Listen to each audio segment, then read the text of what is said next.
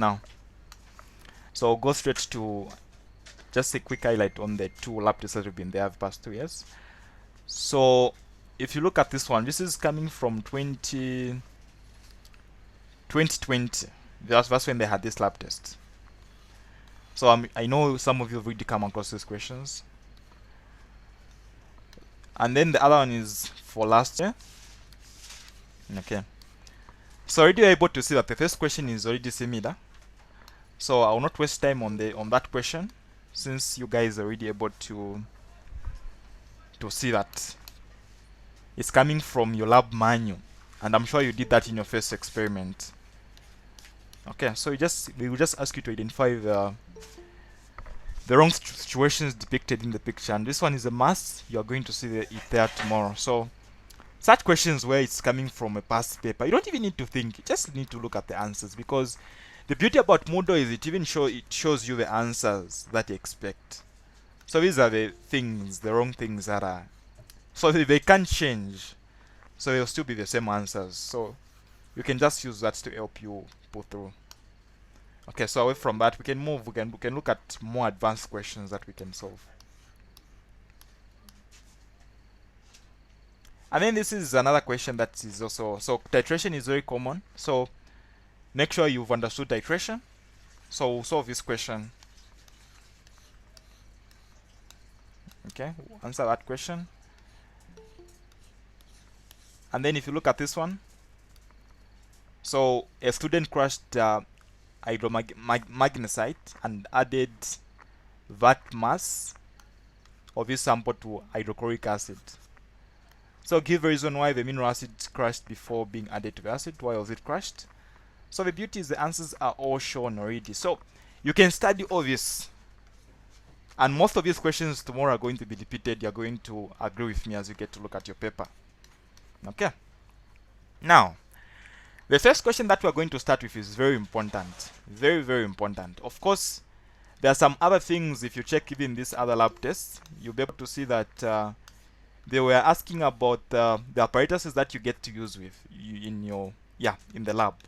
So make sure you're conversant with the sizes, and if possible, do have this document with you tomorrow as you write your lab, so that because some of you may not know yet, so know what is able to measure that better, okay, in terms of volume. So all these, the answers are already showing, so you're even able to take note of that. You can even take that as a screenshot, so that you're just able to go there as soon as possible, because this question is definitely going to be there as well. You will agree with me tomorrow as you write. Okay. Now, that is not what we're interested in, because these are very simple. The information may just be one and the same. So I believe we all know how to read this volumes there. So skip that, and I'll go to the question of our interests, which is somewhere. Okay. So they like this question a lot. Where is it? It's down. Okay. Yeah. Okay. So this has come with the 2 past years. We've seen this question come. And what they just did last year is they just changed certain information about this question. That's all they did. So we'll look at this question, so that in case it comes again tomorrow with new data, you'll be able to work out with what we're going to do. Okay. So I'll start. The question says to determine the amount of aspirin with a molar mass. So they've given us a molar mass of aspirin. Take note of that. In a sample tablet, a group of students reacted the precise volume of 2 milliliters. So that's another information that we need to have. So we've been given sodium hydroxide of known concentration and of known volume, which was again in excess. That point of being in excess is also very important, as we will see later. So with 0.3 grams of the sample dissolved in ethanol with the other reaction. So we've been given the reaction there. The reaction is between aspirin and sodium hydroxide to give us water. Okay. And of course, we can talk about that to be a certain sort. A is just representing something that we don't know. Okay. Now thereafter, phenolphthalein indicator was added, and the resulting solution, which was then titrated with 0.1 molar concentration of hydrochloric acid until the disappearance of the indicator's color there. Okay, so that was just like a statement. Let's try to see what the question is asking us to do. So it will make sense as we begin answering. So first of all, this is the data that was focusing on the titration that we are performing. Now, if I take you back again, in the first statement, in the first reaction that we looked at, we have a reaction between our sodium hydroxide and this aspirin. So this tablet, so this is representing the aspirin that is contained in the tablet. So we have a tablet, and that tablet contains aspirin. That's what we are told. So the reaction between the aspirin that we have with sodium hydroxide gave us this. Now, this point was very important. It told us to say sodium hydroxide was in excess. So now this sodium hydroxide that was in excess is now the one that was reacting with, if you've noticed, we have now hydrochloric acid coming into picture. So we have a reaction between the excess sodium hydroxide, which is our base, reacting with what? Hydrochloric acid of known concentration. So we use titration. We will use titration to determine the amount of hydrochloric acid that reacted with the excess sodium hydroxide. And of course, using the reaction, we should be able to find the excess sodium hydroxide. We'll get back there. So in short, what we're dealing with is back titration. So just pay particular attention as we get to move. So this is our titration. So of course, what we're imagining is we have a conical flask there. In this conical flask, this is where we had the reaction between the aspirin, which is denoted as HA, reacting with sodium hydroxide. Now, we believe to say the sodium hydroxide was the one that was in excess, implying that the entire aspirin was used up, so that we just remained with sodium hydroxide in what? In our conical flask. So now in this conical flask, so we have a burette there now. Okay? So now these are the measurements that were happening there. So in our burette there, that's where we have our hydrochloric acid, trying to neutralize what? The sodium hydroxide that was in excess. That's basically what we're trying to do. Okay, so of course you did this lab. There's a trial there. So a trial. So initially, of course, you know, the funny part about the burette is, in case you didn't know, or in case you've forgotten. So the way it is if you look at the top part, it starts at 0, and then as you go down, the numbers are going to be what? Increasing. I'm sure we know that already. So that's why we are noticing to say the initial volume. What was the initial volume here? So the initial volume was 0 on top. After opening the tap, what did we observe? So in our trial titration, what we had observed is we had used this much of a volume because we had moved from an initial of 0 to 26. So for us to get the tighter volume, we need to subtract the 2. Okay. So it's like if you are moving from 0, or even let me use 10 so that it makes more sense, and then you get to 22 as our burette there. So what it tells us is for us to get the amount of volume of the hydrochloric acid that was required to neutralize the excess sodium hydroxide, we need to subtract the 2. Okay. So you need to subtract the final by the initial so that you get a 12 there. And that's basically what is going to happen on our table. So it's very simple, but of course they do ask it. So we'll still go through. So we'll start with the first one. The first one tells us to say that the initial volume was 1.10. Okay? And then the final volume was that. So how do we get to find the tighter volume? What have we said? We said just like we've observed in the first part, which is the trial, you subtract the final by the initial. So our value of C is expected to be what? So 25.4. I believe there are no questions there. And then the second one, We don't know the final, but the titer volume has been given. So what we said is the final minus the initial, which is 5.00, should be able to give us a titer. So for you to find the value of A, you can just take this number the other side so that you get to add the two, which I believe will be able to give us what?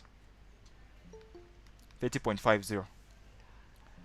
And then the last one, the final one is 27 minus B, should be able to give you 25.50. So what's the expected value of B?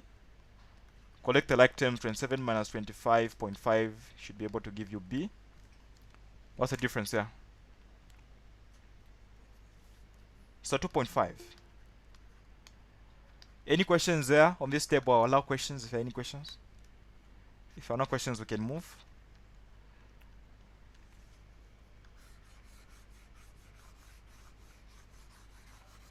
Okay. So these are the answers. I'm sure you're able to confirm there.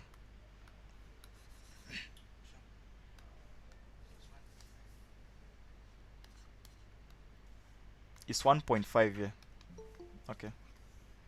27, yes. 27 minus 25.5. It's 1.5. Yes, it's 1.5. Okay. Now, this is something interesting. What color change of the indicator would you expect to see at the end point of this titration? So I can have suggestions. Just 2 suggestions are enough. So what color change would you expect the indicator to see at the end point of the titration? Remember, we are adding phenolphthalein at a point where we have remained with excess sodium hydroxide. We add the phenolphthalein to a sodium hydroxide, and then we'll be observing a color change after adding hydrochloric acid. So what's after adding hydrochloric acid, what will be the final color of our indicator? Pink. Pink. Okay. Anyone with a different answer? Colorless. Okay. Colorless. So, okay. So I'll ask you a question. What's okay? Thank you. So, what is the color of phenolphthalein itself?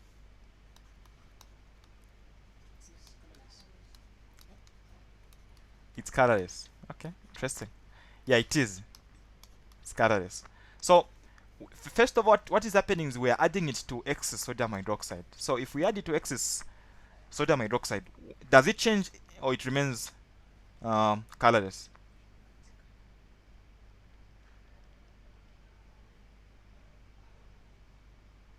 Oh, it changes. Okay. So I want you to know that each time we add phenolphthalein to a base, the color is expected to change to pink. If we add it to, if we added it to HCl or an acid, it will remain colorless as it is. Don't forget that. So in this case, after phenolphthalein being added to excess sodium hydroxide, the color changed to pink. Now, as we get to add in hydrochloric acid, which is now titration, titrating our sodium hydroxide, what is happening? The color will start changing from pink to what? To colorless.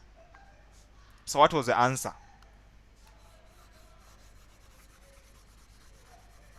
I don't know if you guys have gotten my explanation. No, sir, me have not got. I'll repeat. The initial color of phenolphthalein is colorless. So each time you add phenolphthalein to an acid, it remains colorless. But when you add it to a base, it changes to pink. In this case, we were adding it to what? To our base. Because what was in our bullet was what? The acid. So after adding our phenolphthalein in our conical flask, the color was what? Pink. So for us to observe titration, the color will be changing from pink as we add the acid to colorless. So colorless was basically the end point of the titration.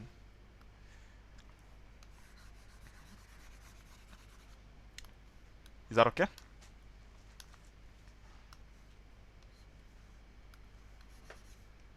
Okay. So the mean titer volume of the titration is what? So how do we find the mean titer volume?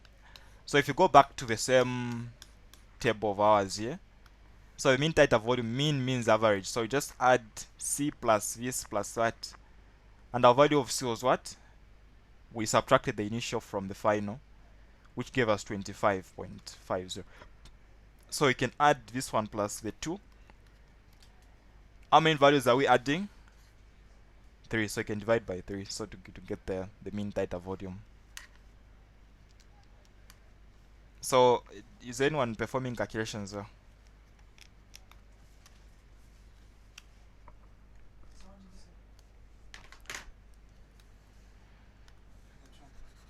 25, so you can find the mean titer volume here.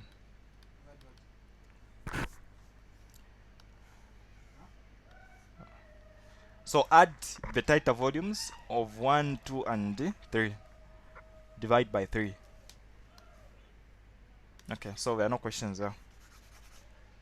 Now I just want to confirm the answer that is written there. Someone to just do the addition.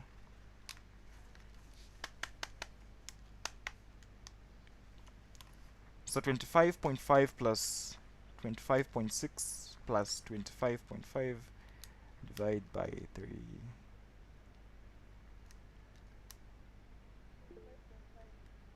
25.5.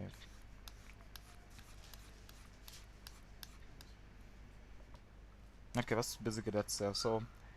And I think I need to mention that it's very important. Basically, it's very important that each time we are giving our answers, we pay particular attention, especially these cases where it's not multiple choice, but they require you to just write the answer there. Pay particular attention to the values.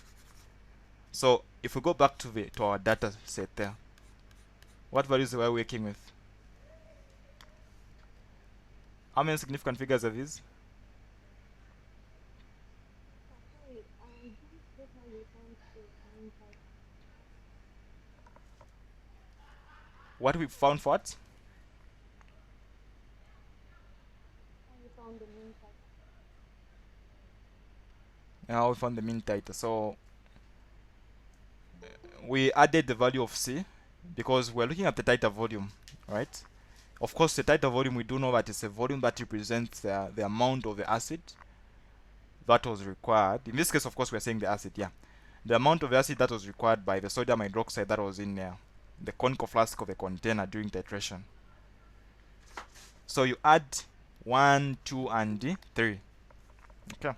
And then divide by 3 itself. That's how we get the mean titer volume. Okay, so if you've observed, we're adding a 0 at the end, right? So even our answer here was supposed to be 25.50. So equally as we get to present our solution there, should match up with these values. So 25.5, yeah, so you just add a 0 there. That's very important because it's a system that is going to be marking your answers. Now, the questions have actually started now. The first question says, calculate the number of moles of hydrochloric acid that was contained in the mean titer. Now, if we go back to the question, I'll go back to the question because I want you guys to understand. So going back to the question, the statement itself, our hydrochloric acid was of what? 0.10 molar concentration. Okay? Now, we found the mean titer volume. So the mean titer volume is basically the volume that we are going to be using for what? For the acid. So it was 25 point what? 50. Now, what were the units? Is it milliliters?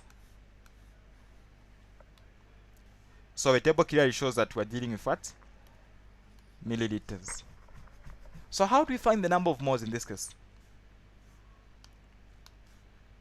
Number of moles is equal to concentration times volume, not what I'm writing. So number of moles is equal to a product of concentration and volume. Or you can also master this table if you want. Just put concentration there. Put number of moles here. Not though I've written it again. concentration is equal to number of moles volume. Okay, yeah, something like that. So number of moles is a product of concentration and volume. Volume is number of moles divided by concentration. Okay. That same table you can also know it for the sake of, we can also put mass on top and then molar mass. Number of moles there. That's another triangle that you can know. So these are going to be a very helpful to you. You can also work with dimension analysis, and I like it because for it you don't need to know any formulas, just need to know the units. They are enough. So if you look at molar concentration, ladies and gentlemen, we know that that is mole per liter, or decimeter cubed if you want. So we want to find the number of moles. So we can clearly see that from the units of our volume of the hydrochloric acid, we already have the moles there because it's mole per what? Per liter. So all we just want to do is just cancel out the liter that is on the bottom there. So we can just multiply by something that is going to come with a liter. Now, the milliliter is not enough because see, milliliter, we want a liter. So if you know the prefixes, you can just say, okay, milliliters is the same as what? Dividing by what? Or multiplying by it. It's 10 to the power negative 3. That's what milli stands for. And then a liter will stand there. Or if you don't understand that, there are multiple options. You can still decide to divide by 1,000, understanding that a liter is equal to 1,000 milliliters. So you can still divide and the answer will be now be in liters. So dividing by 1,000 is the same as multiplying by 10 to the power negative 3, if you understand mathematics. So we have 0.1 mole per liter. The liters will cancel. So in such a case, you don't need to know the formula. Just looking at the units, you're able to come up with the answer. So if you multiply that by that, so 0.1, if you understand that, we can just add, it can become the power negative 4. But if you want, you can use a calculator so that you see what you're going to get. So if we go to our answers there,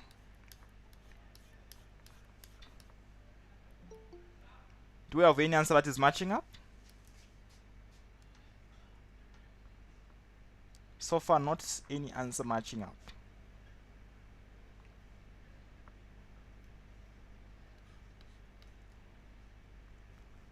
Someone to get a calculator, to just grab a calculator and perform the calculation. That the mean titer volume divided by 1,000, and then find the number of moles. Pardon? I didn't get you.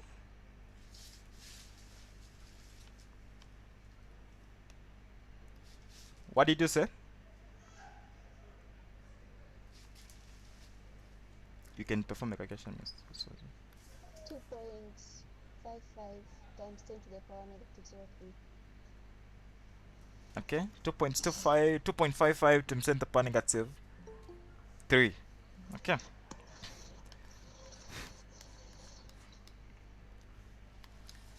So what is our mean titer volume?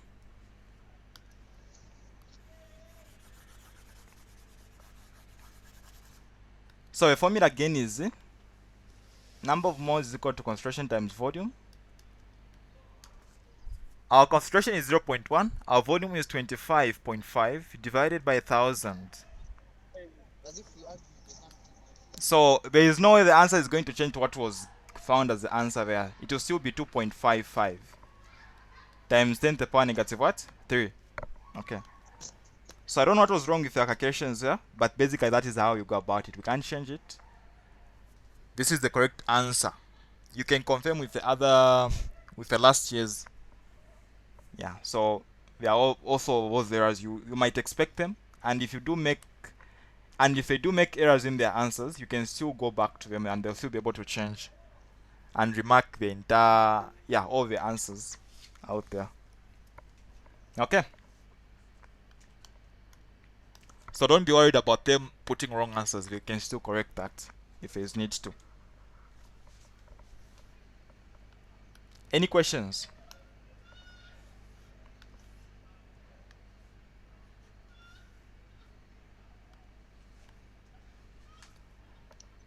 Okay, so if there are no questions, we'll move to the next question.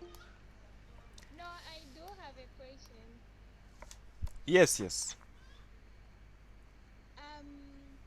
Since here we were given 0.01, then on the answers, the answer that they selected, it was It was what? 2.2 times Wait, 10. wait, just hold on, just hold on. It was 0.01, not 0.1. Oh, 0.1, and then you divided it time, oh, over 1000, yeah? So the 1000 we're dividing into the volume because the volume was in milliliters, so I want it to be in liters, not the concentration. In liters, yeah. Yes, so what's the question? Oh, okay, then I get it. Okay. Thank you. Okay, so in the second reaction, we had the reaction between our excess sodium hydroxide reacting with what? Reacting with hydrochloric acid, which was in the B right there. What were we expecting? So we expect to have sodium, chloride, and water. So of course this is a neutralization reaction. So we're not interested in the products, yeah. We're interested in the reactants because this is back titration. So we are focusing first of all on the second reaction, and that's the way the questions are trying to move with us. So the second question says we need to find the number of moles of sodium hydroxide that reacted with a tablet sample. Okay. So notice that we've already kindly pay attention and just mute your mic because you're disturbing your friends. No, no, they are quiet. You can just check who is making noise. So, so the one who just unmuted herself, kindly just mute your mic. Mufka, you can mute your mic. Thank you. Okay. So now what we're saying is we've already found the number of moles of sodium hydroxide because this is the previous question, right? The previous question was asking for us to calculate the number of moles of the hydrochloric acid. And we've basically done that. Now, we have a number of moles that reacted in the sodium hydroxide there with sodium hydroxide. We have a number of moles of hydrochloric acid that reacted with sodium hydroxide in the mean titer volume, and that's what we've done. Right? This is our answer. Now, the second question, we need to find the sodium hydroxide that reacted with what? The tablet sample. Now, I want you to understand this. In the first reaction, what we had a reaction. Who is making noise again?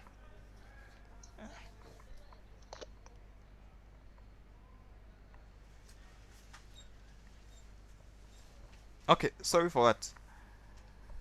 So, in the first reaction, we had a reaction between the aspirin reacting with what? Sodium hydroxide. Now, remember, I had emphasized in the question was basically stating that sodium hydroxide was what? Was in excess. Okay, take note of that. So, the sodium hydroxide that was in excess is now the one that had reacted where? In the second reaction with what? The hydrochloric acid. Okay. So we found the number of moles of hydrochloric acid that reacted in the second reaction using the mean titer volume. That's the first step that we've done. Now, if we look at this reaction, these guys are in the ratio of what? They are in the ratio of 1 to 1, as we can see. Not so. Let me just go back there. So they are in the ratio of 1 to 1. So 1 to 1. So therefore, the number of moles that we've calculated for hydrochloric acid, this same number of moles, is basically equivalent to the number of moles of what? Sodium hydroxide. So in that case, what that tells us is if we have a number of moles of our sodium hydroxide, we are able to find what? Its volume. Okay. We're able to find this volume. So this volume is going to denote the amount of sodium hydroxide that was in excess. And if we do that, we're able to subtract from the volume of what? The initial sodium hydroxide to get the sodium hydroxide that now had reacted with the aspirin there. Yes, Mr. Wyson. Yes, the car which you are using, we are not able to see. Oh, you're not able to see the. Okay. So what was just denoting volume? Yeah, let me just go to the board and then maybe you can see that. So I'll repeat that again. We had aspirin there. Okay. Aspirin was reacting with sodium hydroxide. I want you to get the concept there. Just kindly hold on a bit. Let me just finish the explanation, then you can ask. And then in the second reaction, since the sodium hydroxide was in excess, it was now reacting with what? The hydrochloric acid. So we used titration. This was a titration reaction. So in the titration reaction, we've determined the number of moles of what? HCl. Now I'm saying using the mole ratios 1 to 1, where it tells us to say that the number of moles of HCl which was in the mean titer volume is basically equivalent to the number of moles of what? The sodium hydroxide that reacted in the second reaction. Now, this number of moles that was reacting in the second reaction represents the amount of the base that was in excess. Now, initially, in the first initial reaction, we were given the concentration and also what? The volume of the sodium hydroxide. So if we're able to find the amount of it that was in excess, we can subtract from the initial to determine how much of it had reacted in the first reaction. I don't know if we get that. So using the number of moles that we've calculated for the mean titer volume, that is basically the equivalent number of moles of sodium hydroxide. So all we can just do now is find the number of moles that were initially present and then subtract the two to get the difference. The difference represents what had reacted in the first reaction. Okay. So we can do that now. Yes, so if there's a question you can ask now.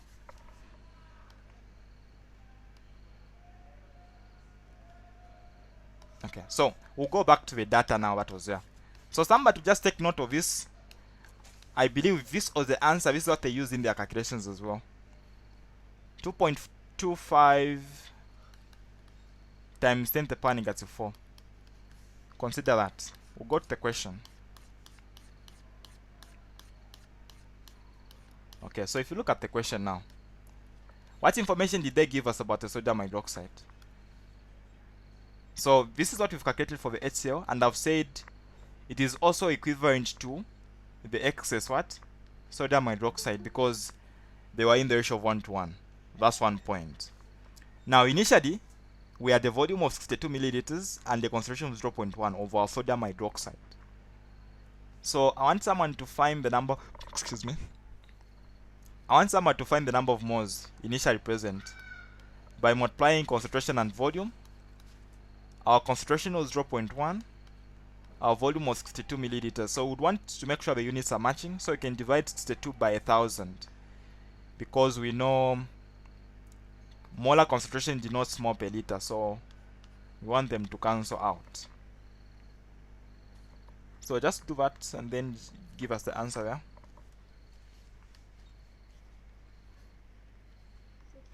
6.2 times 10 to the power negative 0.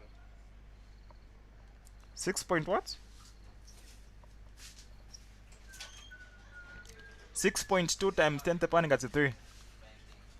So 6.2 times 10 to the power negative 3 is the total number of moles initially present there.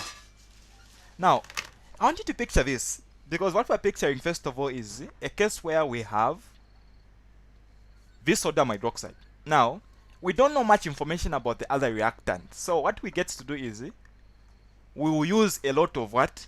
A lot of it, so that the entire other substance is what? Is completely used up.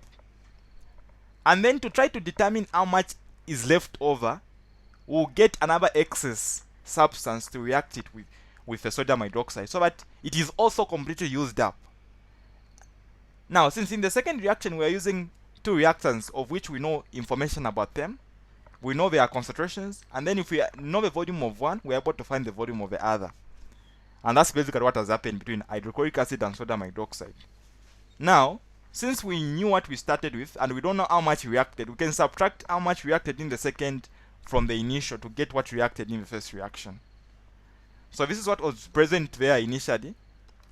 Now what had reacted in the second reaction is basically this value there. So let's try to find the difference there if we can find the number of moles that were reacted in the first reaction. Let's try to subtract and see what we're going to have.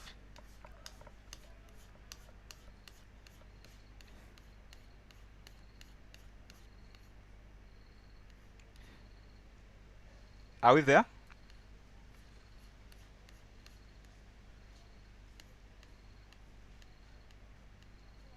you using the one we found, the one given by We're using 6.2 times 10 to the power negative 3. We're subtracting the 2.25.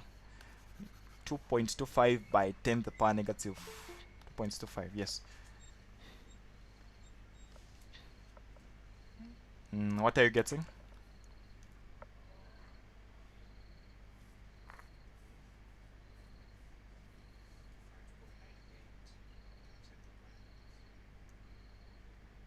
Five point what?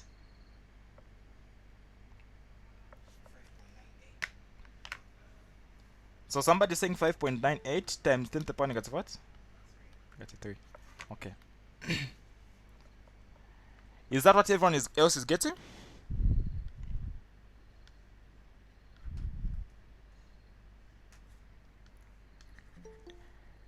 Anyone getting a different answer?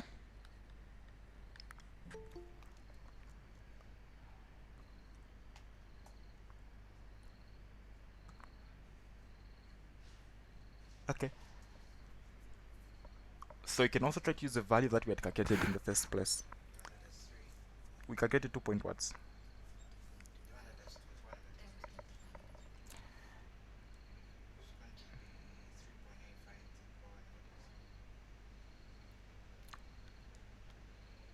Are we all getting the same? You found what? 3.95. You found 3 point what? Times 10 to the power.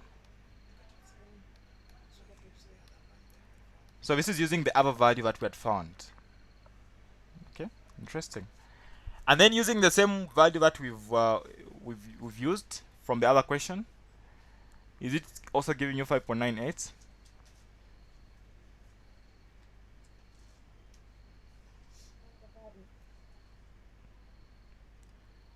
Are you getting the same answer?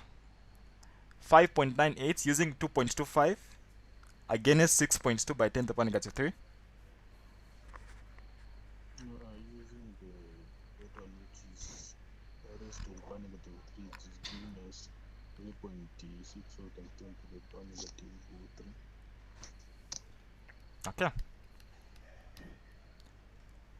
So these are the number of moles that we might expect. So let's use this. We'll consider this one that is coming from the question itself.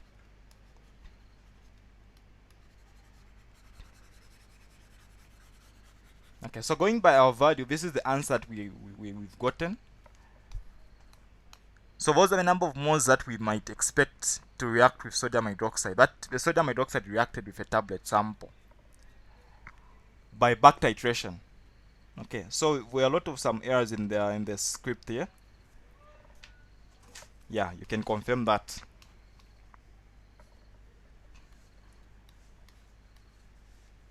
Now this is the most interesting part now.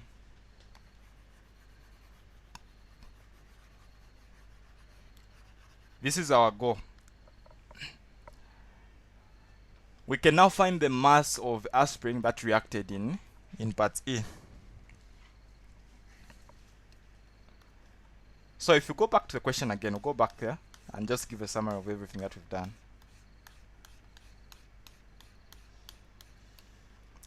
So this is the first reaction. So we've used back titration for us to get to find the volume. What we found is what? The number of moles. Yeah, we found the number of moles of sodium hydroxide that were what? That had reacted in the first reaction. So after doing that, we are also able to use the mole ratios, looking at these guys to be in the ratio of 1 to 2. we're able to find the number of moles that had reacted of the other reactant.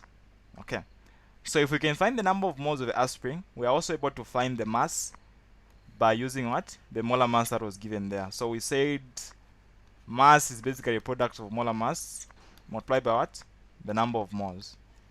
So using the number of moles that we've calculated of our sodium hydroxide that had reacted in the first reaction, we can use the mole ratios to find the number of moles of what? The aspirin, and then use a molar mass of 180.2 for us to get the actual mass. Okay.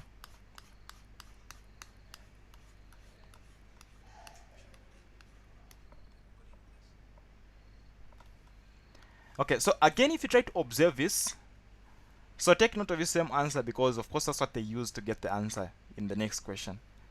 And that's the only problem with these questions, because if you just get one wrong, it will be affecting the answers that gets to come down as well.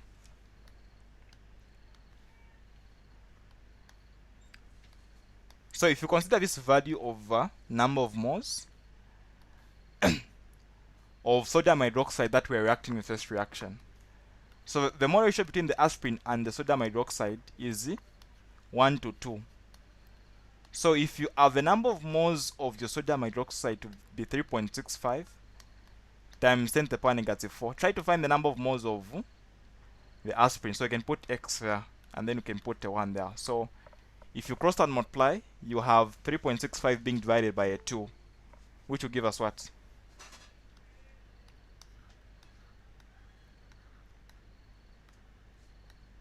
So divide that, the number of moles, by 2, because 1 mole of aspirin gives us 2 moles of sodium hydroxide.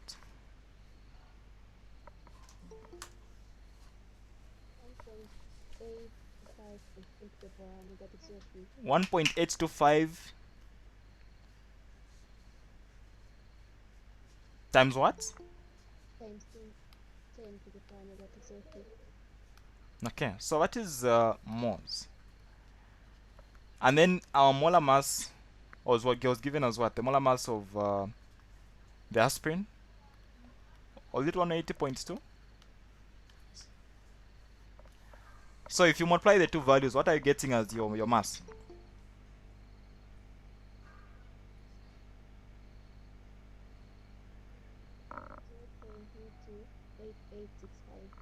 Zero point what?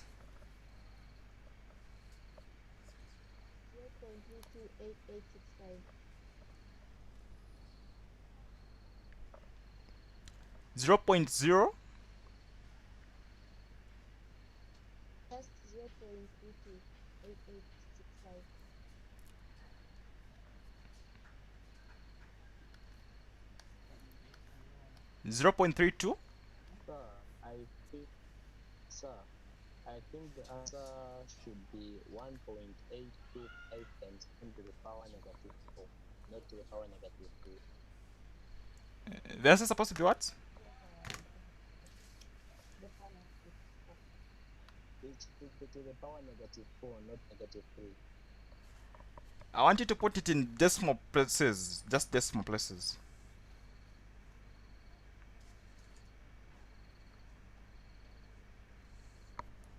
Then that would be 1.83 times 10 to the power negative 4.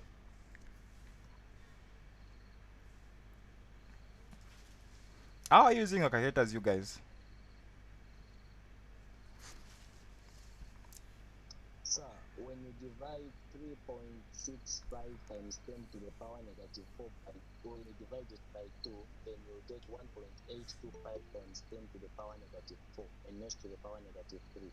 Then when you round off, you get 1.83 times 10 to the power negative 4, but there you've written to the power negative 3. Okay, that makes sense. So negative 4, and then if you get to multiply them,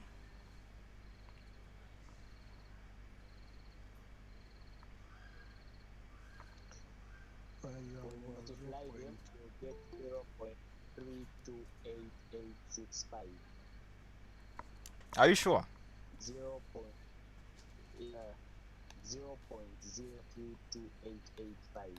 So you are now changing a value. That's not what you were giving us initially. It's Okay, when you that's what multiply we now did. by 1. So That's what I found also. so what happens if you round off this value to two significant figures? I think the closest value is this value there. So if you get to take it to two significant figures, your answer becomes 0.033 grams, which is the answer that was given there. Yeah, so any questions, huh?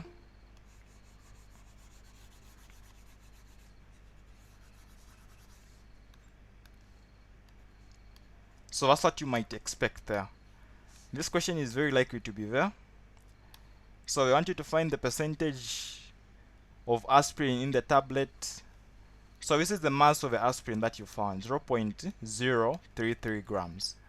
So you need to find the mass of, you need to look at the mass of a tablet that was given in the question for you to be able to find the percentage.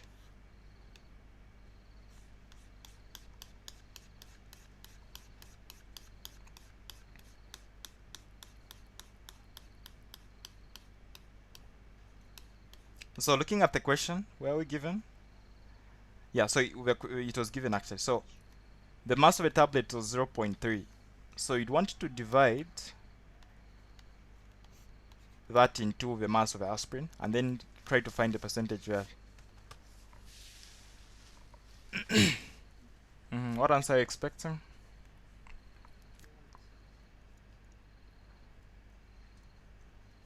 I think it's 11%. 11%. So I don't know the answer that they had chosen there. Document. Yeah, so that's the answers. Okay, so basically I think this is the very important question that I wanted us to have a look at. So don't forget to check these other questions. Check out the lab that you did on chemical kinetics, just in case I can bring it as well. But of course, it's a must. Titration is going to be there, and also these simple questions with the volume are also likely to be there. Okay, so don't leave them out. Make sure you pay attention to simple things like this. They are still going to be there. So you don't have enough time to begin knowing all this stuff. Just have this document with you, okay? You have enough time to go through. But understand titration, because they can't repeat the same values. They would have to bring new values as well. So if you missed it, I've recorded the class and I'll still share the link so that you have access to it. Okay.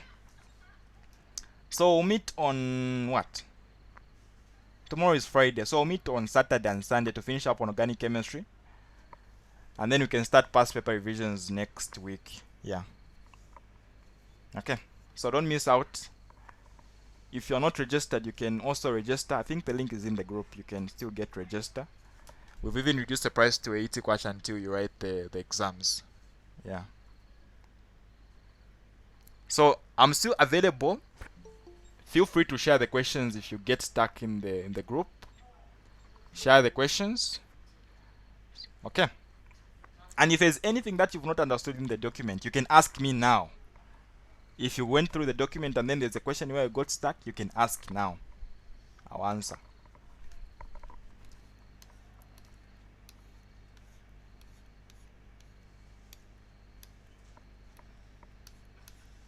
Okay.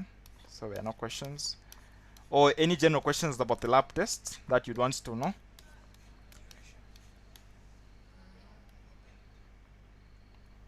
Okay, duration. For last year, I think it was 50 minutes. Is it 50 minutes or 1 hour?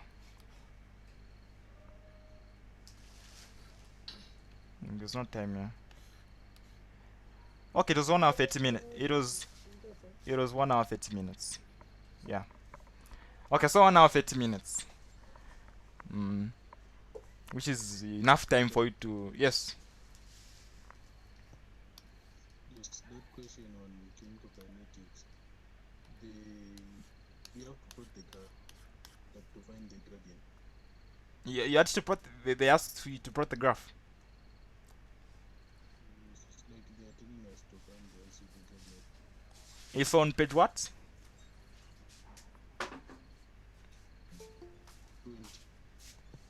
20.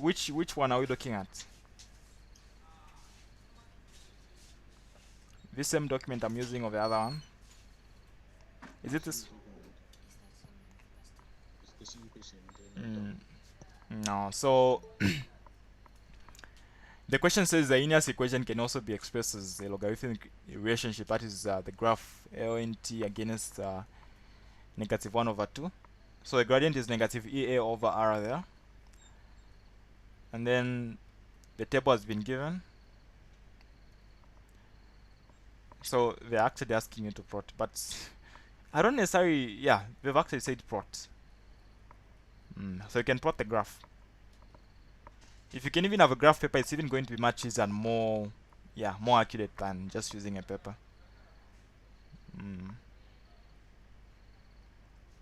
So what same gradient that you're finding is negative EA over R. Yeah.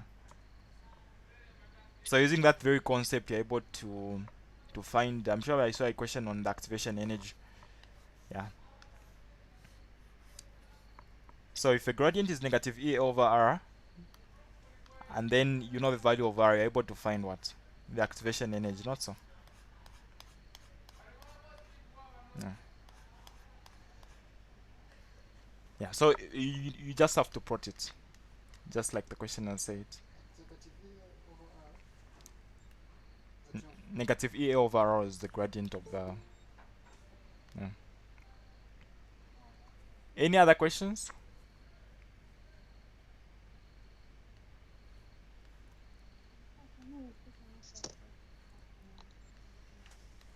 Okay, so the gradient is negative EA over R. We can try this out. I'm just trying to think if it can work. So we've been told the gradient is equal to negative EA over R. So if you find... But you know how to find the gradient, you guys, not so? So if you plot the graph, I'm sure with the graph, I don't need to give any explanation. So you are plotting the graph of natural log of t against negative 1 over t. So if you look at this graph, which information are we using? 1 over t against what? Against the natural log of t. The natural log of t is what? Is that.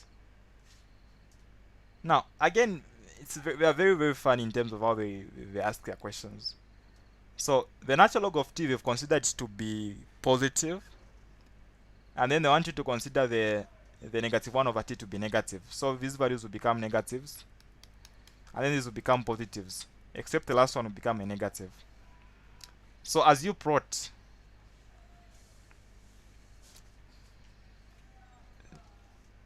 you start plotting. Your y-axis has got the natural log of t, your x-axis has got negative 1 over t. Come up with a suitable scale there. So if you look at the natural log of t, these values are, we're able to see values, big values. And of course, since there is, we've said according to the question, it is considering the natural log of t to be positive, so these values will change. Because if you look at the top part is saying negative, now they want us to use the positive values. The positive, it's like you multiply again, it's like you change the sign, in short. So if we can have values like 4, how do you get to come up with a scale there? So I think the simplest way is just to work simple 1, 2, 3 and 4. Simple. And then if you want to plot 4.25, of course you'd have to extend up to 5 then. So if you are using a centimeter there, you agree that you have small lines that are 10. So we just be using those to estimate. So if you say 4.25, 4.25 is equal to 4.3 according to me. So I'll just go where there's a third line. Okay? That is approximation of 4.3. 4.0 is just approximately 4 itself. You plot there. Now you'll be working with those values against the x-axis. So in terms of x-axis, we are working with 0. So, you know, the interesting part is when all these zeros are just the same, do you know that you're allowed to just say negative? In fact, it's not like they're even going to be looking at your graph, by the way. So you can say negative 1 over t, or it's actually negative 1 over t times 10 to the power negative 3. 1, 2, 3. So what you are just working with the actual values. So you look at 3.1, 3.2, 3.2, like that. You start plotting them. That is actually even going to work better off. So if you can consider this one to be, the first centimeter can be 3 point, so we have up to 3 point what? Up to 3.4, that is even easier. So each centimeter to represent 3.1, 3.2, 3.3, 3.4. And then you begin plotting. The first one is 3.4, which is like 3 point, almost 3.5. So I can extend there. So I'll plot that. It is going to be 3.5, comma 4.25, somewhere there. The next one, 0. What? 0.0034,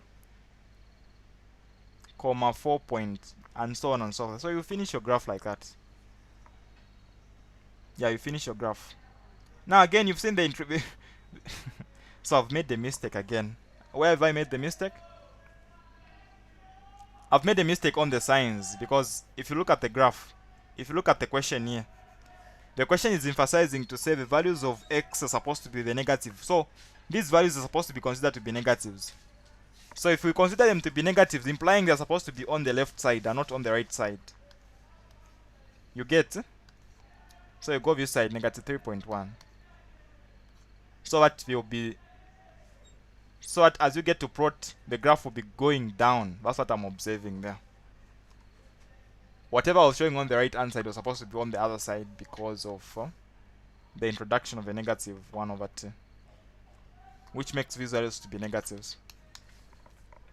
Now, the other comment that I was making was, but you guys know how to find the gradient also.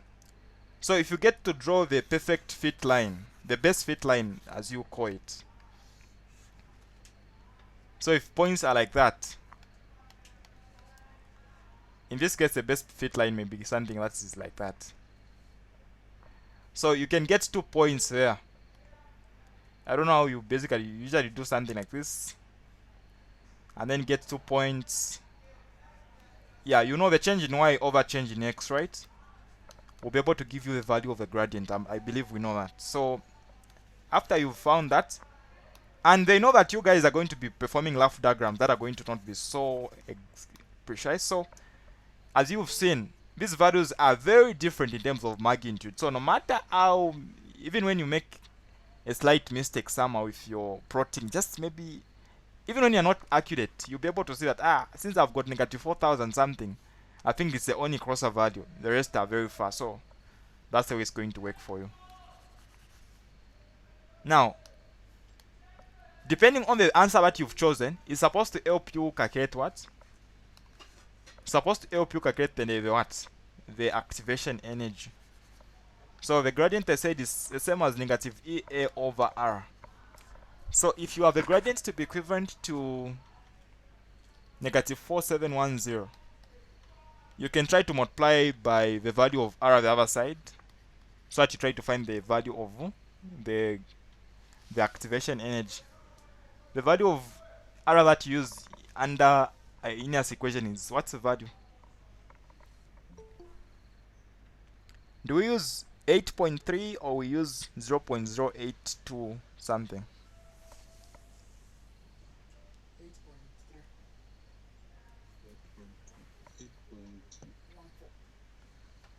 So if you try to multiply the two, what answer do you expect to get? I want to see if it's going to give us an answer here.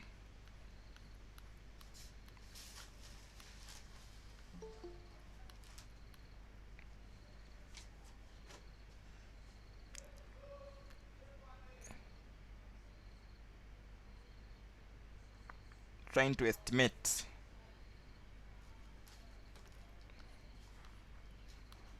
What answer are you getting?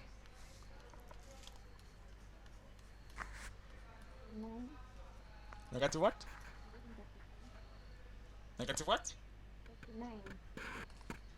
Negative 39 what? 39. Yes, negative 39 what? It says negative 39.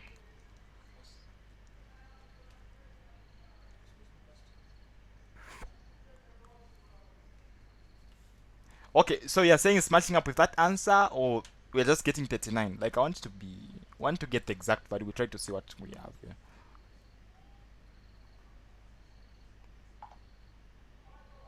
Matching up is fine, but I get the value of like finishing it, so that's why. Okay, anyway, it matches up. It's only 39 that we have, so thank you. So we've seen that this side there's a negative and this side there's a negative, so they'll give you a positive value. That's why the answer is positive 39,000 something. So I think this is where we end for tonight. Let's keep talking in the group. I'm still available. Where we are not sure, we can still ask. Okay. So make sure you are very much careful now you use your time. Don't be in a group where you are 10. If you can be 4, that's okay. Not 10, you may end up even distracting yourself. So utilize the time. A case where you're able to check somewhere, don't trust yourself because this is your CA. You'd want to have a CA, so if you have somewhere where you can check, do that. And if you're able to remember it was part of a document, do go to a document. Okay. So wishing you all the best as you prepare. And thank you very much for joining in. So for those who still want to join for revisions for past papers as you prepare for your exam, you can also just you can raise your hand in the group or even just inbox.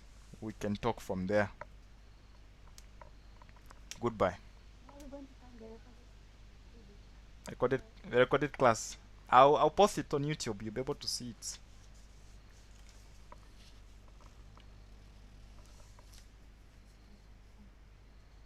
Okay, yeah. So by the way, there are some people who join from other groups. So in case you join from other groups, you can inbox the number that sent the link if you want to register for the past paper revisions and the like. Or you can also WhatsApp this number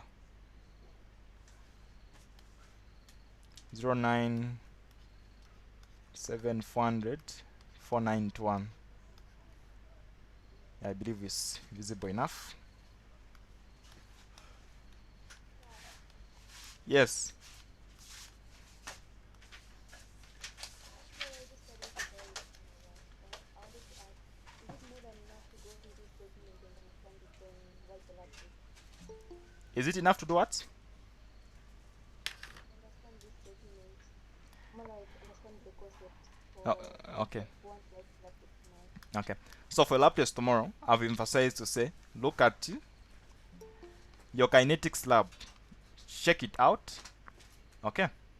Check out the kinetics lab that you did, and then and focus more on stoichiometry. Yeah, it's a must. Stoichiometry is going to be there, and that's enough, I believe. Okay. In case if things become too complicated, we'll know how to help you. But if yeah, we'll still be checking what's going to be there.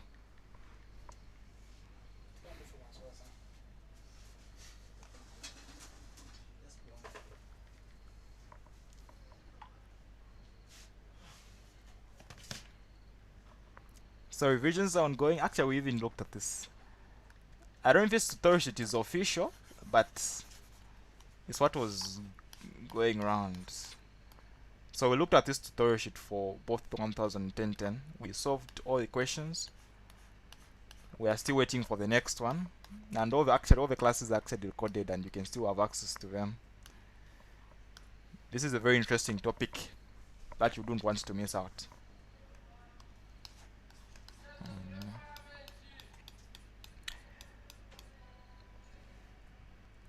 I think we can do this. For those who want to register tonight, can pay 50 kwacha for chemistry. Then tomorrow it go back to 80 kwacha. So you just use the number that is shown on the screen, and then you can pay.